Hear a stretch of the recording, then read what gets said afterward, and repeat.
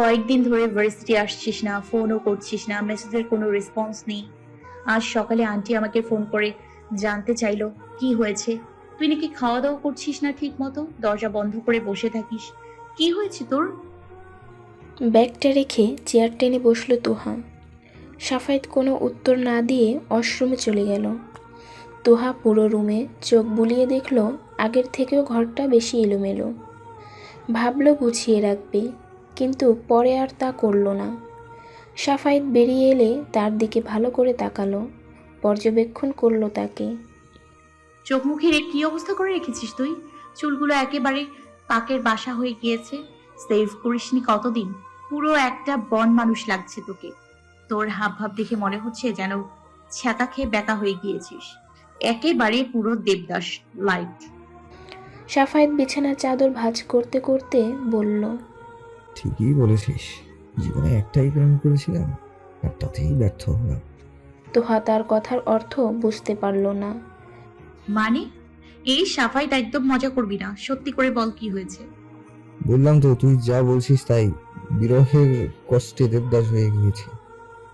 তোহা মুহূর্তেই উঠে দাঁড়ালো, অবাক কণ্ঠে প্রশ্ন করল, কি কি সব বলছিস তুই? এই সাফু, কোথায় যাচ্ছিস? খোলাসা করে আমাকে বল। সাফায়েত বেরিয়ে যেতে যেতে বলল, বস, আমি চা নিয়ে আসছি, আমার খুব মাথা ধরেছে। সাফায়েত একটা কাপ তার দিকে বাড়িয়ে দিয়ে আরেকটা নিয়ে আরাম করে বিছানায় বসল। তার এরকম নির্লিপ্ত ব্যবহার দেখে তোহা কিছুটা বিরক্ত হলো।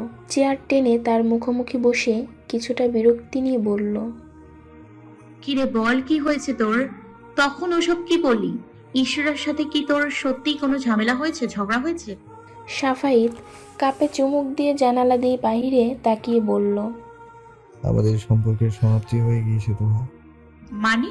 বুক কেঁপে উঠল তোহার। মানে ব্রেকআপ হয়ে গিয়েছে আমাদের। এখন আমাদের দুজনের পথ সম্পূর্ণ আলাদা। তুই কি সব আবোল তাবোল বলছিস?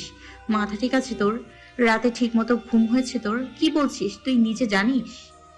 এটাই সত্যি তোহা, আমাদের মাঝে সব সম্পর্ক শেষ। কিন্তু কেন? হঠাৎ তোদের মাঝে কি এমন হলো? আমাকে পরিষ্কার করে বল।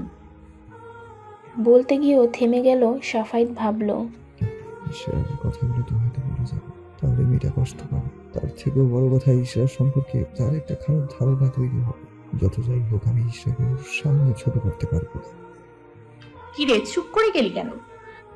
আমাদের মনে হয়েছে আমাদের মাঝে আর কোনো ভালোবাসা অবশিষ্ট নেই, কোনো ফিলিংস নেই, তাই আমরা ব্রেকআপ করে নিয়েছি। তুই মিথ্যা বলছিস সাফাইত। আমি জানি তুই ইশরাকে কতটা ভালোবাসিস। আর সেই তুই কিনা বলছিস তোর মাঝে আর কোনো ফিলিংস নেই। আমাকে বাচ্চা ভেবেছিস তুই? এটাই সত্য তোহা, ভালোবাসা একটা আপেক্ষিক জিনিস, যে কোনো সময় পরিবর্তন হতে পারে। আমারও হয়েছে। তাহলে তুই কেন মনমরা হয়েছে নিজেকে বন্দি করে রেখেছিস? যদি ভালোবাসা শেষ হয়েই থাকে, তাহলে তোর এখন মজা করার কথা, ফুর্তি করার কথা, কিন্তু তোকে দেখে তো মনে হচ্ছে না তুই মজায় আছিস। এবার কিছু বলতে পারল না সাফায়েত। চুপচাপ কাপটা নিয়ে আবারও বেরিয়ে গেল। তোহা বুঝতে পারল ইশারার সাথে সাফায়েতের বড় কোনো ঝামেলা হয়েছে, আর সেটার কারণ সাফায়েত তাকে পরিষ্কার করে বলবে না, এটাও সে বুঝতে পেরে গিয়েছে। সমস্যার কারণ এবার তাকে শুধু একজনই বলতে পারে, ইশরা। বেশ কয়েকদিন অপেক্ষা করার পর আজ অবশেষে ইশারার দেখা পেল তোহা। সে পেছন থেকে কয়েকবার ডাকলেও ইশারার কোনোরূপ উত্তর না পেয়ে তার সামনে এসে দাঁড়ালো। তোমাকে কতবার ডেকেছি? ইশারা পাশ কাটিয়ে চলে যেতে নিলে তোহা তার পথ আটকে দিল। কি হয়েছে তোমাদের মাঝে? তোমারই বা কি হয়েছে? এমন ব্যবহার করছো কেন তুমি? আমাকে কেন এড়িয়ে যাচ্ছ? তোমাদের দুজনের হয়েছে কি বলো তো? আমি কিছু বুঝতে পারছি না, হঠাৎ তোমরা এত বড় সিদ্ধান্ত কেন নিলে? সাফায়েত তো আমাকে খুলে কিছু বলছে না, অন্তত তুমি বলো। বিদ্রূপ করে বলল সে। কি সব বলছো তুমি ইশরা? আমি অভিনয় করছি? দেখো, এত ঘুরিয়ে কথা না বলে সরাসরি আমাকে বলো, কি বোঝাতে চাইছো তুমি? কেন হঠাৎ এতটা দূরত্ব তৈরি হলো তোমাদের মাঝে? ও প্লিজ, আর অবুঝের অভিনয় করো না তো আপু। তোমার প্রতি ন্যূনতম যে সম্মানটা আছে সেটাও না মুছে যায়। আমাদের মাঝে দূরত্বের একমাত্র কারণ শুধু এবং শুধু তুমি। তোহার মাথায় যেন বাজ পড়ল, অবাক কণ্ঠে বলল, আমি? আমার কারণে তোমাদের সম্পর্ক শেষ হয়ে গিয়েছে? হ্যাঁ তুমি। তোমরা দুজনেই বেঈমান, স্বার্থপর। তোমরা দুজন মিলে আমার অনুভূতি নিয়ে খেলা করেছো। সবাই বলতো তোমাদের মাঝে কিছু আছে, কিন্তু আমি বোকা, বিশ্বাস করিনি। উল্টো বলেছি তোমরা অন্যদের মতন না, তোমরা শুধুই বন্ধু। কিন্তু পরিশেষে কি হলো? সবার কথাই সত্যি হলো। তোমরা দুজন মিলে আমার অনুভূতিকে গলা টিপে মেরে ফেলেছো। বলতে বলতে ইশারা চোখ দিয়ে জল গড়িয়ে পড়তে লাগলো। ইশরা, বিশ্বাস করো, আমাদের মাঝে বন্ধুত্বের সম্পর্ক ছাড়া আর কিছুই নেই। তোহার কথা শ্রবণ না করেই ইশারা আবারও বলল, কেন করলে আমার সাথে এমনটা? বলো, কি ক্ষতি করেছি আমি তোমাদের? আমি তো নিজে তোমাদের মাঝে আসিনি, বেশ তো একা ছিলাম আমি। কেন সাফাইত আমার জীবনে এলো? সে যদি তোমাকেই পছন্দ করতো, তাহলে কেন আমার জীবনে ক্ষণিকের জন্য এসে আমার গোছানো জীবনটা এলোমেলো করে দিল? আমি তো ওর কাছে যাইনি। কেন তোমরা আমার সাথে এত বড় জঘন্য খেলা খেললে?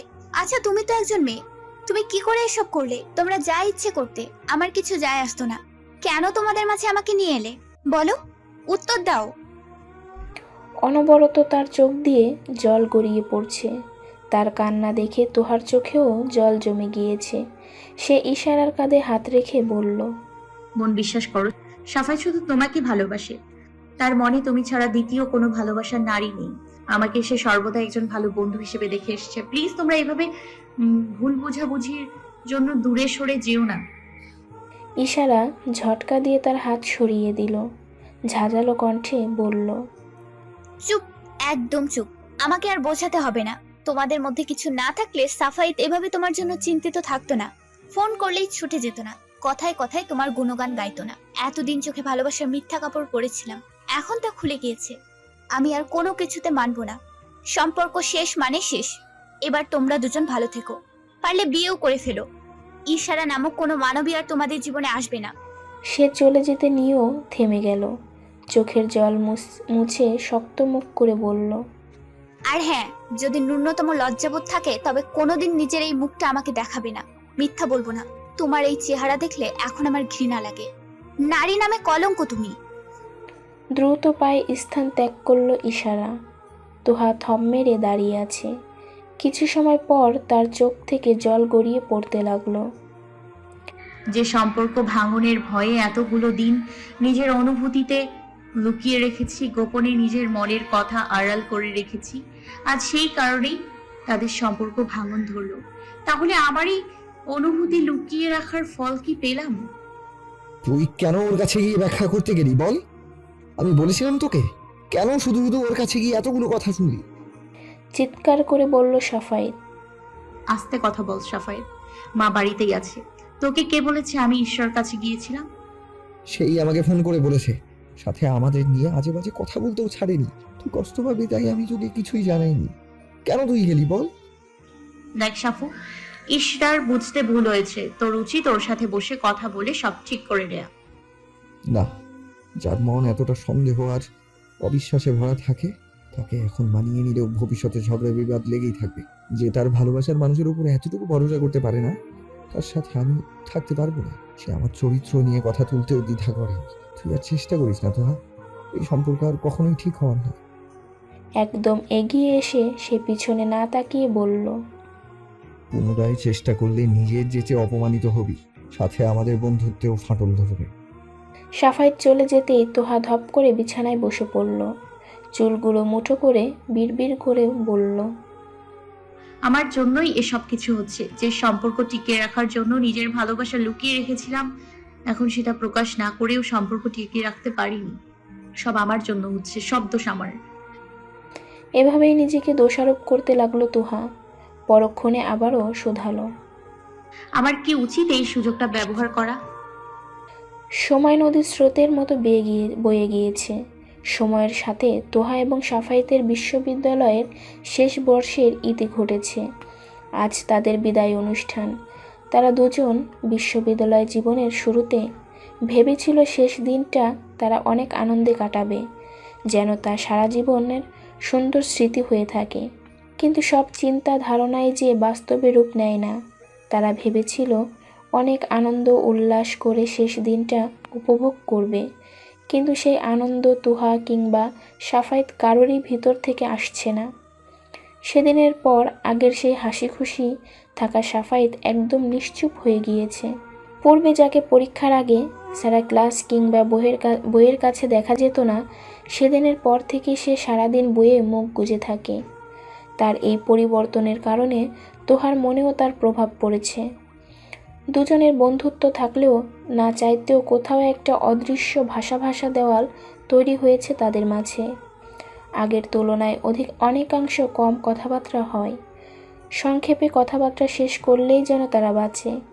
অনুষ্ঠানের মাঝে তোহা সাহস জুগিয়ে মিনমিন করে সাফায়েতকে বলল, একবার ইশরাকে ফোন দিবি, হয়তো এতদিনে সব ভুলে গিয়েছে। একটু কথা বলে দেখ, সে মেনে নেবে। কথার মাঝেই সাফায়েত শান্তভাবে তার দিকে তাকালেও তার চোখে রাগের আভাস স্পষ্ট বুঝতে পারল তোহা। পরবর্তীতে কিছু বলার সাহস হলো না তার। দেখতে দেখতে আরও 1টি বছর পার হয়ে গেল। দরজার সামনে অনেকগুলো জুতো দেখে কপাল কুঁচকে এলো ইশারার। নিজের জুতা জোড়া জায়গা মতো রেখে কৌতূহলী নয়নে ভেতরে প্রবেশ করল সে। বসার ঘরে পরিচিত দুজনের পাশে বর্তমানে বিতৃষ্ণার তালিকায় থাকা মানুষটিকে দেখে ইশারা কিছুটা অবাক এবং বিরক্ত হলো। ইশারাকে দেখে তার দিকে হাসি মুখে তাকালো তোহা। তবে ইশারা কোনোরূপ বিপরীত প্রতিক্রিয়া না দেখিয়ে রান্নাঘরে নিজের মায়ের কাছে চলে গেল। মা, ওনারা এখানে কেন এসেছেন? ইশারার মা সাফায়েতের কথা জানলেও তাদের সম্পর্কের এই উত্থান পতন বিচ্ছেদ এসবের কিছুই সম্পর্কে তিনি অবগত নন বলেই হাসি মুখে বললেন, আরে, ওনারা তোর জন্য সম্বন্ধ নিয়ে এসেছেন। যা, তাড়াতাড়ি তৈরি হয়ে নে। তুই আমাদের আগে বলবি না? তাহলে প্রস্তুতি নিয়ে রাখতাম। অবাকের চেয়েও বেশি বিরক্ত এবং রাগ হলো ইশারার। দাঁতে দাঁত চেপে বলল, এসেছে ভালো মন্দ কিছু পরিবেশন করে ওনাদের প্রস্থান করতে বলো। ওনারা যেই আশায় এসেছেন সেটা হবে না। কিসব বলছিস তুই? আমি এই প্রস্তাবে রাজি নই। সাফায়েত নামে কোনো পুরুষের স্থান এখন আমার জীবনে নেই। তুমি ওনাদের বিদায় করবে। আমাকে যদি কিছু বলতে হয়, কাউকে কথা শোনাতে ছাড়বো না। পরবর্তীতে মায়ের কোনো রূপ কথা না শুনে ইশারা নিজের ঘরে চলে এলো। তাকে বেরিয়ে যেতে দেখে তোহা বুঝতে বাকি নেই ইশারা তাদের আগমনে মোটেও খুশি হয়নি। অবশ্য এটাই স্বাভাবিক ভেবে দীর্ঘশ্বাস ফেলল তোহা। রাগে কষ্টে চুপচাপ বারান্দায় দাঁড়িয়ে আছে ইশারা। এতদিন পর পুনরায় এই মানুষগুলোর সম্মুখীন হয়ে তার ভিতরের অস্থিরতা বেড়ে গিয়েছে। মানসপটে পুরনো স্মৃতি আবারও জীবিত হয়ে উঠেছে। ঠকঠক শব্দে ধ্যান ভাঙল ইশারার। ভাবল হয়তো তার মা এসেছে। দরজা খুলতে খুলতে রাগে কণ্ঠে বলল, মা, তোমাকে না বলেছি আমাকে ডাকবে না? আমি মাঝেই চুপ হয়ে গেল সে। দরজার ওপারে তোহাকে দাঁড়িয়ে থাকতে দেখে থমথমে ভাব ছেয়ে গেল তার মুখশ্রীতে। ভেতরে আসতে দেবে না? হাসি মুখে বলল সে। ইশারাও ভদ্রতা বজায় রাখার জন্য সরে ভিতরে আসার জায়গা করে দিল। তোহা ভিতরে ঢুকে পুরো ঘরে একবার চোখ বুলিয়ে নিল।